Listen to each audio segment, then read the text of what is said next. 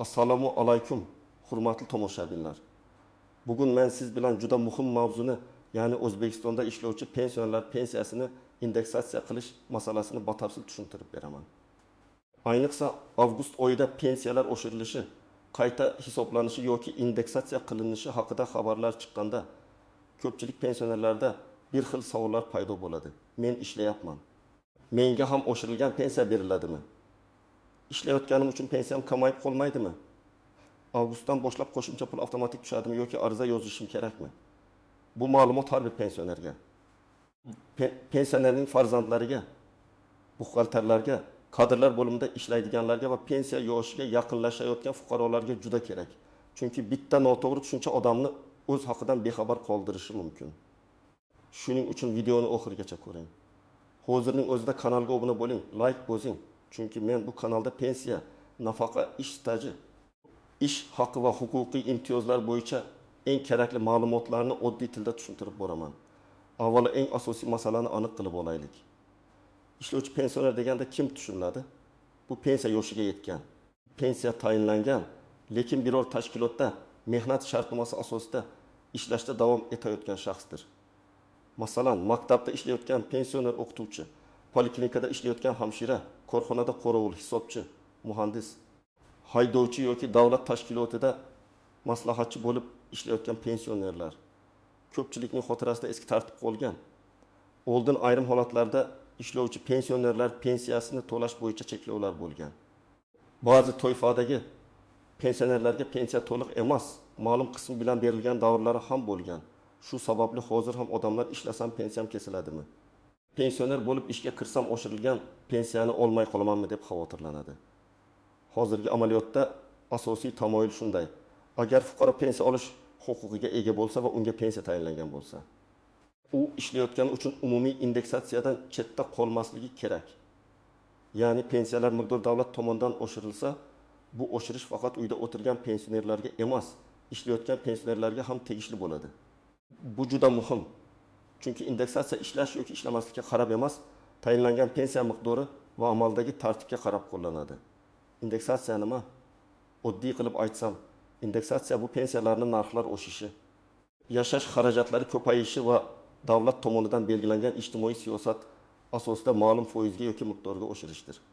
Masalan, agar davlat avgust oyidan pensiyalar 10% oshirdi desa, bu pensiya bazasi va amaldagi to'lovlar qayta hisoblanadi degani. Fuqaro ishda bo'lsa ham, ishlamasa ham pensiya tayinlangan bo'lsa, u ushbu umumiy oshirishdan foydalanishi kerak. Lekin shu yerda juda nozik farq bor.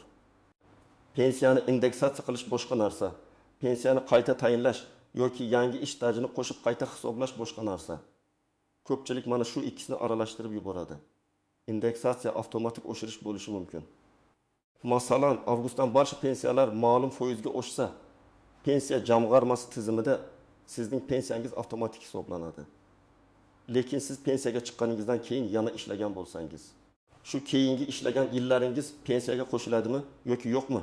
Bu alohida tartib, alohida murojaat va alohida tekshiruv masalasi bo'lishi mumkin. Birinchi holat. Pensioner pensiya oladi va bir vaqtning o'zida rasmiy ishlaydi. Masalan, Toshkent viloyatida yashovchi 63 yoshli Akmal aka pensiyaga chiqqan.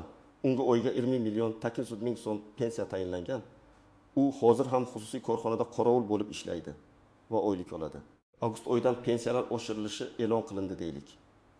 Akmal aka men ishlayapman, demak menga oshmaydi deb o'ylamaslik kerak. Agar u pensiya oluvchilar ro'yxatida bo'lsa va pensiyasi to'lanayotgan bo'lsa, umumiy indeksatsiya unga ham tatbiq etiladi. Masalan, pensiya 10% ga oshsa, 1 million 800 ming so'm, 1 million 900 ming so'mga yaqinlashadi. Bu yerda aniq summa boshqa qo'shimchalar, ustamalar, eng kam miqdorlar va amaldagi hisob-kitoblarga bog'liq bo'lishi mumkin. Lekin asosiy qoida shuki, ishlayotgani uchun indeksatsiyadan mahrum qilinmaydi. Ikkinchi holat, pensioner davlat tashkilotida ishlaydi. Masalan, olimiy yoshli Dilbar opa maktabda kutubxonachi bo'lib ishlaydi.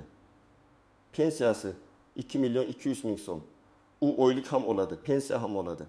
Ba'zida davlat tashkilotlaridagi buxgalterlar ham adashib, siz ishlayotganingiz uchun pensiyangiz oshmaydi deb aytib qo'yishi mumkin. Men bunday vaziyatda hujjatli asos so'rashni maslahat beraman. Og'zaki gap bilan pensiya masalasini hal qilib bo'lmaydi. Pensiya indeksatsiyasi, pensiya jamg'armasi orqali va amalga oshiriladi. Ish beruvchi bu yerda faqat sizning ishda ekaningiz, ish haqi olishingiz va ijtimoiy soliq bo'yicha ma'lumotlarni tizimga kiritishda ishtirok etadi. Pensiya miqdorini oshirish yoki oshirmaslikni oddiy buxgalter o'z xohishiga ko'ra hal qilmaydi. Uchinchi holat. Pensioner xususiy korxonada ishlaydi, lekin ish beruvchi uni rasmiylashtirmagan. Masalan, Ravshan aka 65 yoshda pensiya oladi, lekin do'konda sotuvchi bo'lib norasmiy ishlaydi. Bu holatda uning pensiya indeksatsiyasi baribir umumiy tartibda qo'llanadi. Chunki pensiya jamg'armasi uchun u pensiya oluvchi fuqaro. Ammo Ravshan akaning ikkinchi muammosi bor. Norasmiy ishlash uning mehnat huquqlarini himoyasiz qoldiradi. Kasal bo'lsa mehnat ta'tili ish haqi bo'yicha da'vo, ishlab chiqarishdagi baxtsiz hodisa. Kelajakdagi qayta hisob kitoblar bo'yicha muammolar chiqishi mumkin. Shuning uchun men pensioner ishlayotgan bo'lsa ham rasmiy mehnat shartnomasi bilan ishlashni tavsiya qilaman. 4-holat. Pensioner pensiya yoshiga yetgan, lekin hali pensiya rasmiylashtirmagan va ishlashda davom etyapti. Masalan, ayol kishi olim yoshga yetdi, lekin hali ishlayman, keyin pensiyaga chiqaman deb hujjat topshirmadi. Avgustda pensiyalar oshirilsa, unga avtomatik pul tushmaydi. Chunki pensiya hali tayinlanmagan. U avvalo pensiya tayinlash uchun murojaat qilishi kerak. Pensiya tayinlanmagan bo'lsa, indeksatsiya qilinadigan summa ham bo'lmaydi. Mana shu holatda odamlar ko'p adashadi. Men pensiya yoshidaman, demak avgustdan oshgan pensiyani olishim kerak deb o'ylashadi. Yo'q, pensiya olish uchun hujjatlar ko'rib chiqilishi va pensiya tayinlanishi kerak. 5-holat. Pensioner chet elga ketgan yoki vaqtincha boshqa hududda yashayapti. Agar pensiya bank kartasiga tushayotgan bo'lsa, indeksatsiya qilingan summa ham odatda shu tartibda tushadi. Lekin agar pensioner uzoq vaqt pensiyani olmagan, yashash manzili o'zgargan, bank kartasi muddati tugagan yoki shaxsiy ma'lumotlarda xatolik bo'lsa, to'lovda kechikish bo'lishi mumkin. Bunday holatda odam menga oshirilgan pensiya berildi deb o'ylaydi. Aslida esa texnik yoki hujjat muammosi bo'lishi mumkin. Endi sonlar bilan yana bir necha misol keltiraman. Tasavvur qilaylik, avgust oyidan pensiya 12% ga indeksatsiya qilindi. Agar pensionerning amaldagi pensiyasi 1.500.000 so'm bo'lsa, yangi hisobda taxminan 1.600.000 so'm bo'ladi. Agar pensiya 2.400.000 so'm bo'lsa, 2%lik oshirishdan keyin taxminan 2.300.000 so'm bo'ladi. Agar pensiya 3 million so'm bo'lsa, taxminan 3.360.000 so'm bo'ladi. Lekin bu oddiy matematik misol. Amalda ayrim pensiyalarda ustamalar, nogironlik bo'yicha qo'shimcha to'lovlar, yoshi ulug'lik bo'yicha qo'shimchalar minimal miqdorgacha yetkazib berish kabi holatlar bo'lishi mumkin. Shuning uchun kartaga tushgan pulni ko'rib, faqat foizni ko'paytirib noto'g'ri chiqdi deb xulosa qilishdan oldin pensiya bo'limidan batafsil hisob kitob varaqasini so'rash kerak. Kimlar xavotir olmasligi kerak? Pensiyasi doimiy tushayotgan, bank kartasi ishlayotgan, hujjatlari to'g'ri, yashash joyi bo'yicha pensiya bo'limida ma'lumotlari yangilangan va rasmiy pensiya oluvchi bo'lgan ishlovchi pensionerlar odatda xavotir olmasligi kerak. Indeksatsiya bo'lsa, tizimda qayta hisoblanadi. Kimlar albatta tekshirish kerak? Birinchidan, pensiyaga yangi chiqqanlar. Ikkinchidan, ism familiyasi, pasporti yoki ID kartasi almashganlar. Uchinchidan, bank kartasi muddat tugaganlar. To'rtinchidan, pensiya turi o'zgarganlar. Masalan, nogironlik pensiyasidan yoshga doir pensiyaga o'tganlar. Beshinchidan, uzoq muddat pensiya olmagan yoki hisob raqami bloklangan fuqarolar. Oltinchidan, ish beruvchi tomonidan rasmiy ma'lumotlari noto'g'ri kiritilgan pensionerlar. Endi eng muhim nozik jihatlarga o'tamiz. Birinchi nozik jihat, avgust oyidagi oshirish qaysi kundan qo'llanadi? Agar hujjatda 1 avgustdan deb belgilangan bo'lsa, demak oshirilgan miqdor avgust oyi uchun hisoblanadi. Lekin pulning kartaga tushish kuni har bir hudud bank va to'lov jadvaliga qarab farq qilishi mumkin. Kimdadir 5 avgustda, kimdadir 12 avgustda, kimdadir oy oxiriga yaqin tushishi mumkin. Bu pensiya oshmadi degani emas. Muhimi, qaysi oy uchun qancha hisoblanganini bilish. Ikkinchi nozik jihat, ish haqi oshishi pensiyani avtomatik oshirib yubormaydi. Pensioner ishlayotgan bo'lsa va avgustdan uning ish haqi ham oshsa, bu pensiyasi ham shu sababli alohida oshadi degani emas. Pensiya indeksatsiyasi davlat tomonidan belgilangan pensiya to'lovlariga bog'liq. Ish haqi esa mehnat shartnomasi va ish beruvchi bilan bog'liq. Masalan, Dilshod aka pensioner bo'lib ishlaydi. Iyulda 2 million so'm oylik olgan, avgustda 2.500.000 so'm ola boshladi. Bu uning pensiyasi avtomatik tarzda ish haqiga qarab qayta hisoblanadi degani emas. Pensiya faqat umumiy indeksatsiya, qonunda nazarda tutilgan qayta hisoblash yoki boshqa asoslar bo'lsa o'zgaradi. Uchinchi nozik jihat. Pensiyaga chiqqandan keyingi ish staji masalasi. Ayrim pensionerlar, men pensiyaga chiqqanimdan keyin yana 5 yil ishladim, endi pensiyamni oshirib bering deydi. Bu masala indeksatsiya emas, qayta hisoblash masalasidir. Bunday holatda siz alohida tartibni o'rganishingiz kerak. Siz ishlagan davlat tizimida ko'rinadimi? Ijtimoiy soliq to'langanmi? Mehnat shartnomasi rasmiy bo'lganmi? Pensiya organi ushbu davrlarni qayta hisoblashga asos sifatida qabul qiladimi?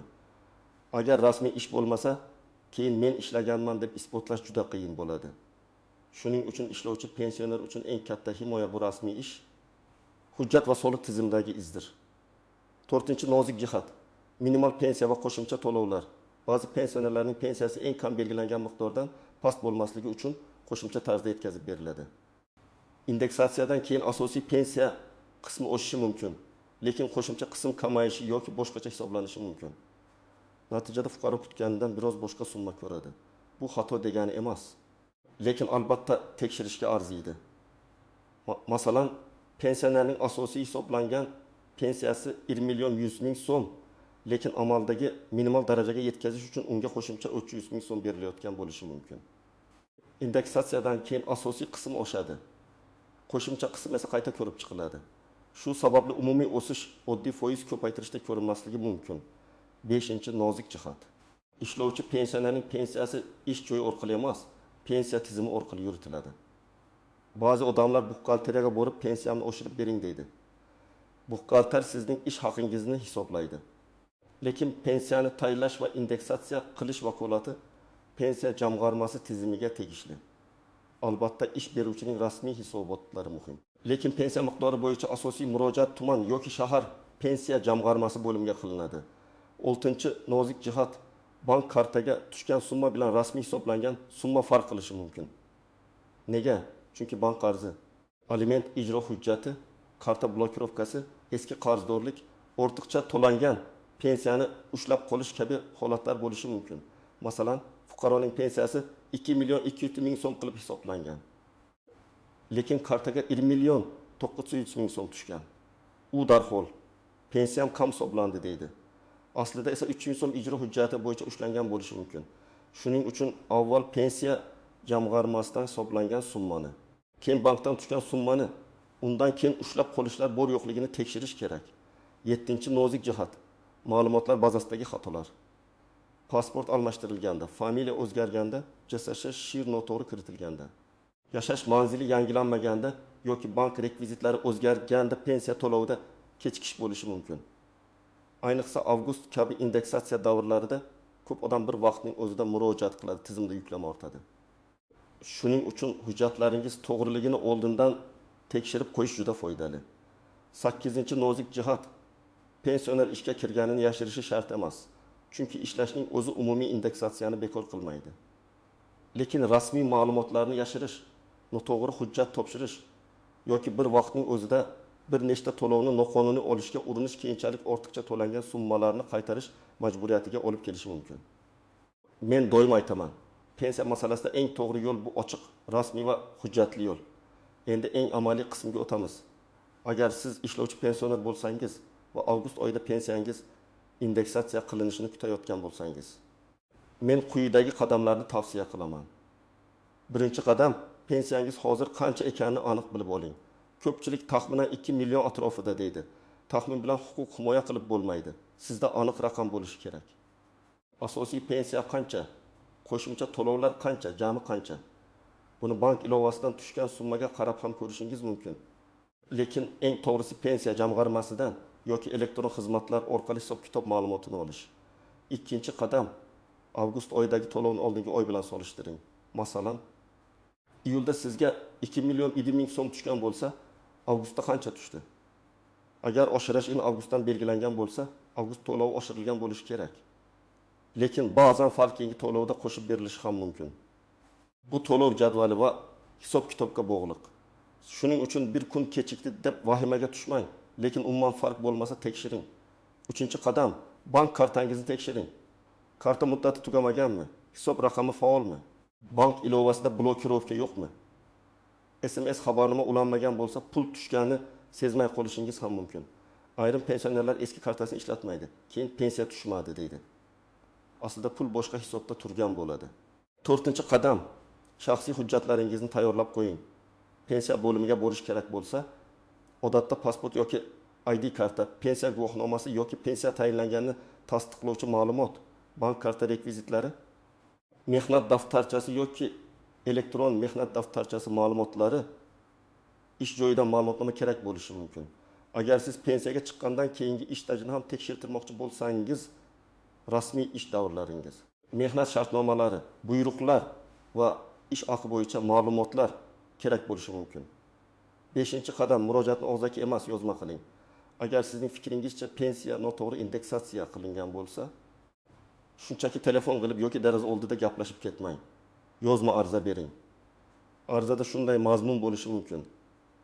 Menga tayinlangan pensiya miqdori avgust oyidan indeksatsiya qilinmaganini, hisob kitob qanday amalga oshirilganini va avgust oyi uchun hisoblangan to'lov summasini yozma ravishda tushuntirib berishingizni so'rayman. Mana shunday ariza aniq va huquqiy jihatdan to'g'ri bo'ladi.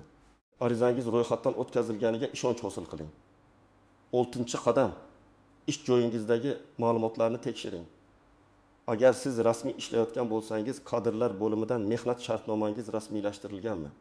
Elektron mehnat tizimida ko'rinyaptimi? Lavozimingiz va ish boshlagan sanangiz to'g'ri kiritilganmi? Shuni bilib oling. Buxgalteriyadan siz uchun ijtimoiy soliq hisobotlari to'g'ri topshirilyaptimi? Ish haqi rasmiy ko'rsatilyaptimi? Shuni aniqlang. Bu indeksatsiya uchun har doim ham bevosita shart bo'lmasligi mumkin, lekin keyingi qayta hisoblashlar, staj va huquqlar uchun juda muhim. 7-qadam. Agar pensiya oshmagan bo'lsa, sababini aniqlang. Sabablar turlicha bo'lishi mumkin. Pensiya hali tayinlanmagan, to'lov to'xtatilgan, hujjatda xatolik bor, bank kartasi muammoli, siz noto'g'ri oy to'lovini solishtiryapsiz, ushlab qolish bor. Minimal pensiya hisoblash tartibi sababli farq kutilgandek emas. Shuning uchun meni aldashdi deb darhol xulosa qilmang, lekin albatta huquqingizni tekshiring. 8-qadam. Farzandlar va yaqinlar yordam bersin. Ko'p pensionerlar elektron xizmatlardan foydalana olmaydi. Bank ilovasiga kira olmaydi. Ariza yozishda qiynaladi. Agar siz pensionerning farzandi yoki qarindoshi bo'lsangiz, ularning kartasiga pul tushmaganini, pasporti yangilanganmi, pensiya bo'limiga murojaat qilish kerakmi? Shularni tekshirib bering. Ba'zan keksa odamlar bir necha oy davomida noto'g'ri to'lov olayotganini sezmaydi yoki so'rashga uyaladi. Bu yerda oila a'zolarining yordami juda muhim. 9-qadam, rasmiy manbalarga tayaning. Telegramdagi har bir xabarni haqiqat deb qabul qilmang. Hamma ishlovchi pensionerlarga alohida million so'm berilar ekan. Ishlayotgan pensionerlardan oshirilgan pensiya olib qo'yilar ekan. Faqat ariza berganlarga indeksatsiya qilinar ekan kabi xabarlar ko'p tarqaladi. Har doim rasmiy qaror, prezident farmoni yoki hukumat qarori, pensiya jamg'armasi izohi, qonunchilik bazasidagi ma'lumotlarga qarang. Agar tushunmasangiz, mutaxassisdan so'rang. 10-qadam, barcha hujjatlarning nusxasini saqlang. Ariza topshirdingizmi? Nusxasini oling. Javob oldingizmi? Saqlang. Bankdan ma'lumot oldingizmi? Saqlang. Ish joyidan ma'lumotnoma oldingizmi? Saqlang. Pensiya masalasida bugun kerak bo'lmagan hujjat ertaga juda kerak bo'lib qolishi mumkin. Men yana bir muhim tavsiyani aytaman.